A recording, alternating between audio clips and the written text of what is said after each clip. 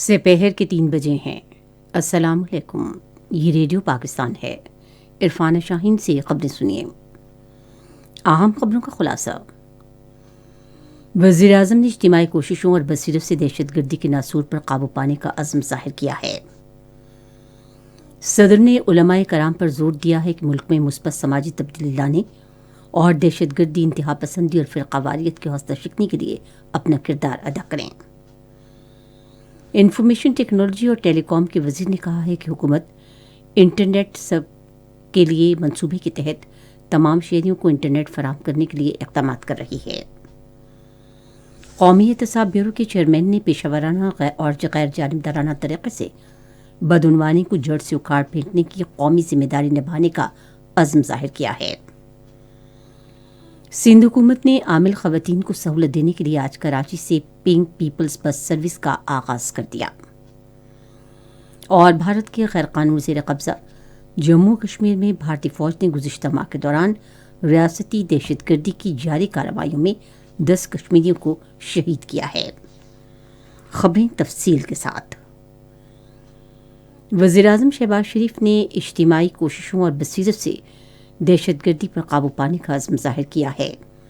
اسلام آباد میں وفاقی کابینہ کے اجلاس سے خطاب کرتے ہوئے انہوں نے خصوصاً خیبر پختونخوا میں دہشت گردوں کے دوبارہ سرگرم عمل ہونے پر شدید تشویش ظاہر کی۔ وزیر اعظم نے کہا کہ اگر فوری اور اجتماعی اقدامات نہ کیے گئے تو یہ واقعات پورے ملک میں ہو سکتے ہیں۔ شہباز شریف نے اس بات کا اعادہ کیا کہ آپریشن رد الفساد اور آپریشن ضرب عضب کے ذریعے دہشت گردوں کو شکست دی گئی، جس کی وجہ سے ملک میں امن و امان بحال ہوا۔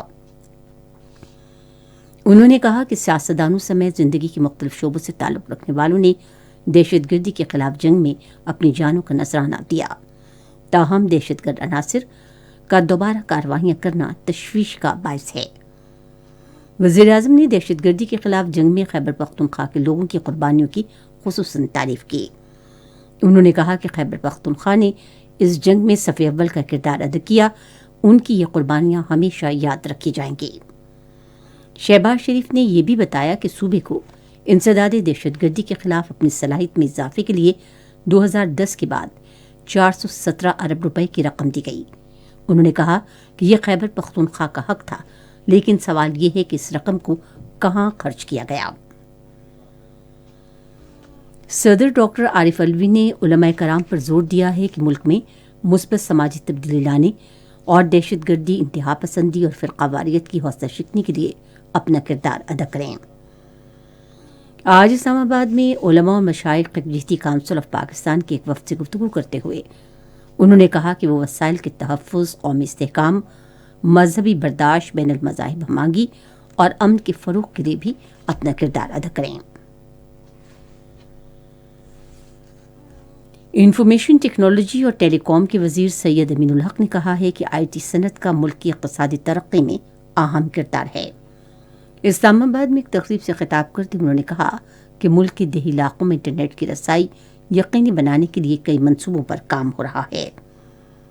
انہوں نے کہا کہ حکومت انٹرنیٹ سب کے لیے منصوبے کے تحت تمام شہریوں کو انٹرنیٹ سہولت فراہم کرنے کے لیے اقدامات کر رہی ہے۔ قومی احتساب بیورو کے چیئرمین آفتاب سلطان نے پیشہ ورانہ اور غیر جانبدارانہ طریقے سے بدعنوانی کو جڑ سے اکھاڑ پھینکنے کی قومی ذمہ داری نبھانے کا عزم ظاہر کیا ہے۔ آج اسلام آباد میں بدعنوانی کے مختلف واقعات کے متاثرین میں رقوم تقسیم کرنے کی تقریب سے خطاب کرتے ہوئے انہوں نے واضح کیا کہ نیب کا کسی بھی شخص کے خلاف یا حق میں کوئی جھکاؤ نہیں ہے۔ اس موقع پر قومی احتساب بیورو راولپنڈی کے ڈائریکٹر جنرل فرمان اللہ نے کہا کہ ان کی برانچ نے بالواسطہ طور پر 40 ارب روپے جبکہ بالواسطہ 370 ارب روپے ریکور کیے ہیں۔ بعد میں چیئرمین قومی احتساب بیورو نے متاثرین میں چیک تقسیم کیے۔ متاثرین اور پنجاب، سندھ کی صوبائی حکومتوں کو تقریباً 5 کروڑ روپے واپس کیے گئے۔ امریکہ میں پاکستان کے سفیر مسعود خان نے کہا ہے کہ پاکستان اور امریکہ عوام کو براہ راست فائدے والے ترقیاتی منصوبوں کے لیے ایک دوسرے کے ساتھ تعاون کر رہے ہیں اور موسمی اثرات سے بچاؤ کے اقدامات اور خطرات کو کم کرنے کا نیا پروگرام شروع کریں گے۔ ویبینار سے خطاب کرتے ہوئے انہوں نے کہا کہ امریکہ قابل تجدید ذرائع پر منتقلی خصوصاً شمسی توانائی اور ہوا سے بجلی پیدا کرنے میں پاکستان کی مدد کر سکتا ہے۔ پاکستانی سفیر نے کہا کہ جنیوا کانفرنس کے دوران عالمی مالیاتی اداروں اور کثیر ملکی بینکوں کی جانب سے منصوبوں کے لیے وعدوں کا مقصد تخفیف غربت اور صحت اور تعلیم کے شعبوں میں نئے ڈھانچے کی تعمیر نو کرنا ہے۔ انہوں نے امید ظاہر کی کہ ان منصوبوں کے لیے جاری عزم نچلی سطح پر کمیونٹی کی شمولیت اور نگرانی کے مؤثر طریقہ کار سے منصوبوں پر عمل درآمد تیز کرنے میں مدد ملے گی۔ مسعود خان نے مزید کہا کہ پاکستان سیلاب زدگان کے لیے دی گئی امداد کا مربوط اور شفاف انداز میں استعمال یقینی بنانے کے لیے مکمل طور پر پرعزم ہے۔ انہوں نے کہا کہ پاکستان تعمیر نو اور بحالی کے لیے فراہم کی گئی امداد کے ساتھ موسمیاتی تبدیلی سے نمٹنے کے لیے عالمی برادری کے تعاون کا خواہاں ہے۔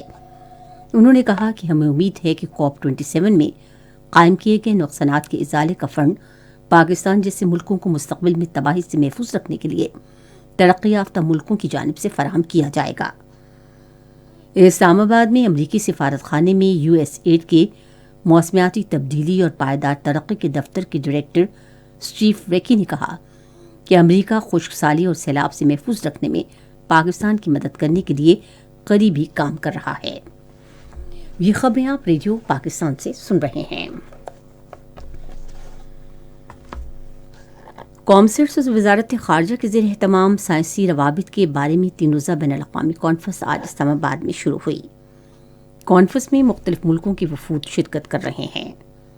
وفاقی شرعی عدالت کے قائم مقام چیف جسٹس ڈاکٹر سید محمد انور نے اس موقع پر خطاب کرتے ہوئے کہا کہ وقت کا تقاضا ہے کہ بہتر نتائج کے لیے سائنسی روابط اور نئی ٹیکنالوجی کے بارے میں پالیسیاں وضع کی جائیں۔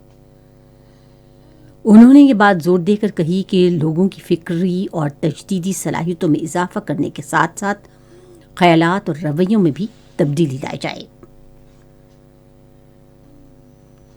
پنجاب کے نگراں وزیر اعلیٰ محسن نقوی نے کہا ہے کہ صوبے کے 15 بڑے ہسپتالوں میں مریضوں کے لیے انتظامی نظام پر عمل درآمد کیا جائے گا۔ آج لاہور میں ایک اعلیٰ سطح کے اجلاس کی صدارت کرتے ہوئے انہوں نے کہا کہ تمام ہسپتالوں میں ایک مربوط پروگرام کے تحت مریضوں کے اعداد و شمار دستیاب ہوں گے۔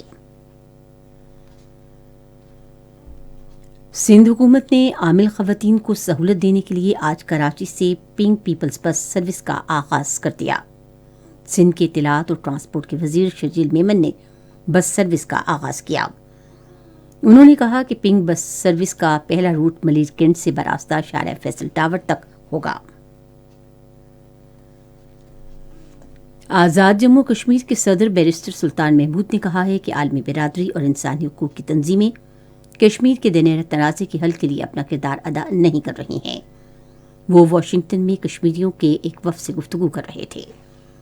صدر آزاد جموں کشمیر سے اظہار خیال کرتے ہوئے انہوں نے کہا کہ کشمیری عوام نے 5 اگست 2019 کو بھارتی حکومت کے یک طرفہ اور غیر قانونی اقدام کو مکمل مسترد کر دیا ہے۔ انہوں نے کہا کہ مسئلہ کشمیر کو نظر انداز کرنا عالمی امن کے لیے مسلسل خطرہ ہے۔ انہوں نے کہا کہ اثر و رسوخ رکھنے والی عالمی طاقتوں کو چاہیے کہ وہ ذاتی مفادات سے بالاتر ہو کر خطے میں پائیدار امن سے متعلق سوچیں۔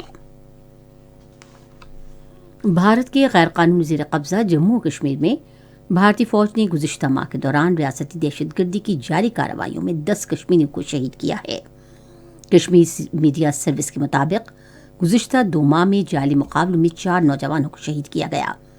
اس موقع پر مقبوضہ وادی میں بھارتی فوج کے ظلم و تشدد اور دھماکوں سے 15 نوجوان شدید زخمی بھی ہوئے۔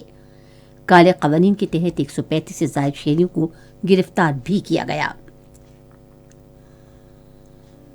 فلسطینیوں نے مقبوضہ مغربی کنارے اور غزہ کی پٹی میں امریکی وزیر خارجہ ٹونی بلنکن کے دورے کے موقع پر شدید احتجاج کیا اور الزام لگایا کہ بے گناہ شہریوں کے خلاف جارحیت میں وہ اسرائیل کی حمایت کر رہے ہیں۔ مظاہرین نے فلسطینی جھنڈے اٹھا رکھے تھے جو امریکہ مخالف نعرے بھی لگا رہے تھے۔ مظاہرین کی جانب سے اٹھائے گئے بینرز پر لکھا تھا کہ جب تک امریکہ اسرائیل کی حمایت کرتا ہے وہ ایک مجرم ہے۔ مظاہرہ کرنے والے ایک شخص نے کہا کہ ہم بلنکن کا اپنے ملک میں خیر مقدم نہیں کر سکتے کیونکہ امریکی انتظامیہ نے فلسطین کے مسئلے پر دوہرا مایہ اپنا رکھا ہے۔ غزہ میں ایک اور شخص کا کہنا تھا کہ بلنکن کے دورے کا کوئی فائدہ نہیں کیونکہ واشنگٹن نے اپنے وعدے پورے نہیں کیے اور تشدد کا یہ سلسلہ جاری رہے گا۔ دنیا بھر میں بین المذاہب ہم آہنگی کا ہفتہ منایا جا رہا ہے تاکہ مختلف مذاہب اور ادیان کے درمیان بات چیت کی ضرورت کا ادراک کیا جا سکے۔ اقوام متحدہ کی جنرل اسمبلی نے سن 2010 میں فروری کے پہلے ہفتے کو ہفتہ برائے عالمی بین المذاہب ہم آہنگی کے طور پر مختص کیا تھا، جس کا مقصد مذہب اور عقیدے سے بالاتر ہو کر تمام افراد کے درمیان ہم آہنگی اور جذبہ خیر سگالی پیدا کرتے ہوئے دنیا میں امن و استحکام کو فروغ دینا تھا۔ ریڈیو پاکستان آج اپنے قومی پروگرام میں سپہر 4:05 پر عالمی ہفتہ بین المذاہب ہم آہنگی کے سلسلے میں مذاکرہ نشر کرے گا۔ محکمہ موسمیات کی پیشگوئی کے مطابق آئندہ 12 گھنٹے کے دوران ملک کے بیشتر حصوں میں موسم سرد اور خشک، جبکہ شمال بلوچستان اور بالائی علاقوں میں شدید سرد رہے گا، تاہم بالائی خیبر پختونخوا اور گلگت بلتستان میں پہاڑوں پر ہلکی برفباری اور بارش متوقع ہے۔ آج ریکارڈ کیا گیا بعض بڑے شہروں کا درجہ حرارت کچھ اس طرح سے رہا کہ اسلام آباد 19 ڈگری سینٹی گریڈ، لاہور اور پشاور 20، کراچی 25، کوئٹہ اور مری 10، گلگت 9، مظفر آباد 14، سری نگر 3، جموں 20 اور لے من میں -8 ڈگری سینٹی گریڈ۔ خاص خبروں کا خلاصہ ایک بار پھر۔ وزیر اعظم نے اجتماعی کوششوں اور بصیرت سے دہشت گردی کے ناسور پر قابو پانے کا عزم ظاہر کیا ہے۔ قومی احتساب بیورو کے چیئرمین نے ہمیشہ پیشہ ورانہ اور غیر جانبدار طریقے سے بدعنوانی کو جڑ سے اکھاڑ پھینکنے کے قومی ذمہ داری نبھانے کا عزم ظاہر کیا ہے۔ خبریں ختم ہوئیں۔ مزید خبروں اور تجزیوں کے لیے ہماری ویب سائٹ ہے radio.gov.pk اور فیس بک کے link radio Pakistan news official پر آپ ہماری ان خبروں کی براہ راست ویڈیو اسٹریمنگ بھی ملاحظہ کر سکتے ہیں۔